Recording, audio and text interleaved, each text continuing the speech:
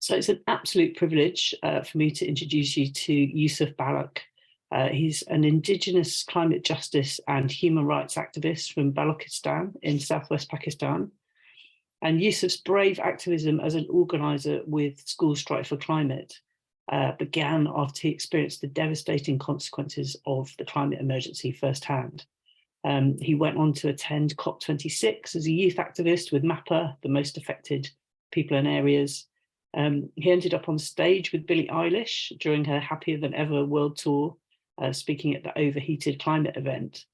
But campaigning against fossil fuel companies, banks, and other vested interests have put Yusuf in danger in his homeland and meant he's been forced to seek sanctuary here in the UK.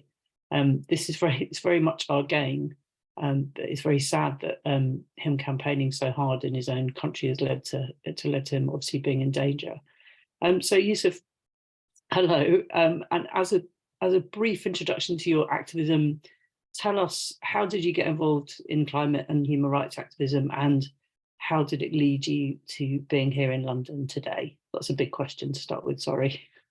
Yeah, thank you so much for introducing me. I'm really glad and happy to be here with so many amazing speakers around the world.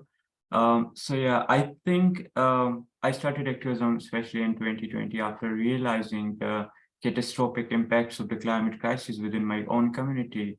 Growing up, I often experienced the impacts of the climate crisis. For example, I used to live in a village where I was displaced by the floods, where I woke up at the middle of the night and saw like people rushing around, and because another flood was about to hit our village, so we need to evacuate at the middle of the night from our village. But at that time, I didn't know that the catastrophic floods and extremely severe heat waves are man-made. I like most of the times when you talk about those things, when you talk about natural disaster or human-made or man-made disaster, people think that these are only natural disasters, and they don't know how the root cause of the climate crisis, for example, like going back and saying how the climate crisis is actually made by the human impacts, human activities instead. These are not like actually natural disaster. So seeing all those suffering, seeing all those pain within my own community, for example, in Balochistan more specifically, I started kind of trying to educate myself how the climate crisis is impacting other communities around the world or within my own communities, and what are the actual impacts of the climate crisis in our community, and what are the lead cause of those things.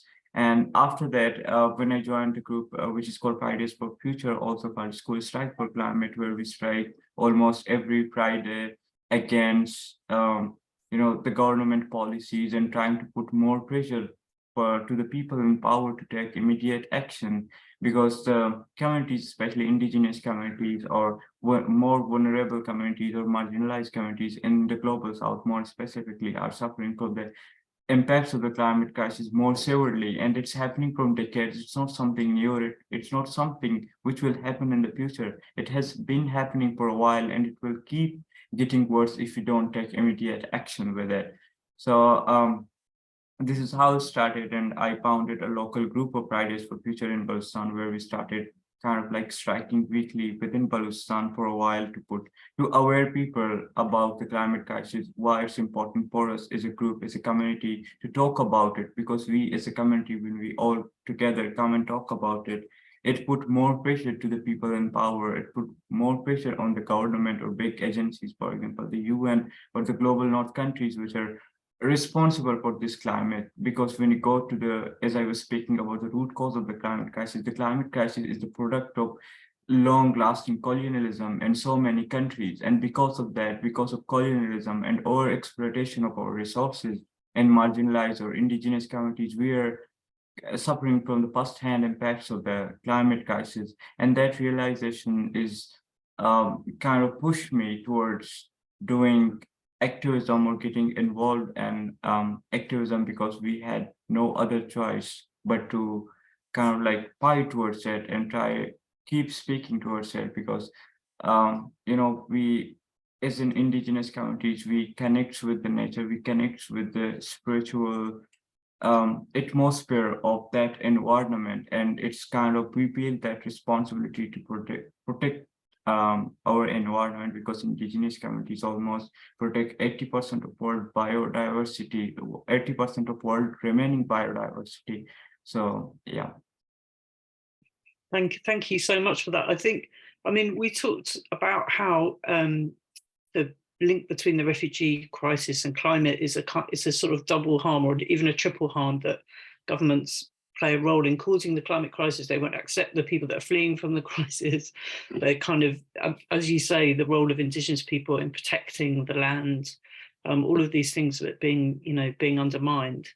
And I know that when for Refugee Week in the planning sort of started from an Einstein quote, which was, "Our task must be to free ourselves by widening our circles of compassion to embrace all living creatures and the whole of nature and its beauty."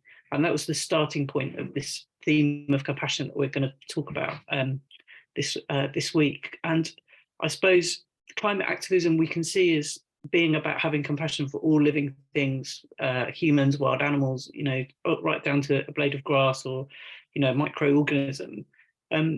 What does compassion mean to you, Yusuf? And I'm also wondering, we all need to think about showing more compassion in our lives, and how can we awaken the compassion of those who seem to have closed themselves off, maybe some of the people in our government who seem to have closed themselves off from their capacity to experience compassion? Again, sorry, but it's a big question for you to answer. Yeah, no, I think it's a great question. I will just give you an example. When I started activism at the mid of 2020, I belong to an oppressed group, a minority group in Pakistan. And in that minority group, it's really hard to come out and speak up for the things. But when I come out on the street and started protesting or started speaking about this specific issue, I wouldn't say specific, but these issues which are really connected with each other, I realized a sense of connection with so many people around the world. For example, I met some people from the indigenous communities from Amazon, Brazil, and people from the Philippines, Bangladesh, India, and so many other communities which are going through the same things. When you make that community, when you feel the connection with each other, and that's something, it's how we can kind of create compassion for ourselves. We can kind of show compassion to each other, that it's not something that we need to be, it's not something that we need to fight alone. We need to come as a communities together to show compassion as one, because I think I mentioned before that power belongs to the people, and it's always better when we come as a community together to fight for a specific cause. And talking about the climate crisis, for example, climate crisis is not something which travels in a vacuum. It's not an individual or single issue we need to talk about. It's an issue which is extremely connected. It's an intersectional issues with so many other crises. For example, talking about there is a report which says that there will be in 2050 there will be 216 million internal refugees, and more specifically in global south. And in 2050 there will be 1.2 billion refugees around the world. And this is something, I think we need to talk about it. We need to take actions before it happens, because I think the most important thing is that we need to try to help those countries which are already in need, which are suffering from the impacts of the climate crisis, so they can try to make themselves resilient with the climate crisis, or try to cut their emissions, or try to take immediate action so people avoid the catastrophic impacts of the climate crisis in future. So I think with that compassion, there's a thing that most of the times, especially, we lack solidarity with each other, and that really makes us vulnerable. And when we show solidarity with each other, when we show compassion with each other, we can change anything. We can try to change things in our own way. We can contribute to the causes, and we can try to contribute to different causes around the world when we show compassion to each other. And I think that's really impactful. Thank you so much. I know we haven't got much time, so just one final question. What would you say to people on this call who maybe feel disheartened by what the UK government's doing at the moment? How have you got any words of inspiration for them, but for us, all of us, to kind of keep fighting in this battle? Yeah, I would say I would just repeat my same word, is that people hold lots of power, and with that power we can change anything. But also at the same times, when we talk about people having power or people being hopeful about it, and for example, never giving up on hope, but being hopeful doesn't mean just sitting somewhere or just waiting for someone to come and try to speak for us. Being hopeful means creating it, working on it, and trying to, solving things and trying to contribute into it. So never kind of give up on being hopeful, and that means you need to work on it and you need to create hope for your own self.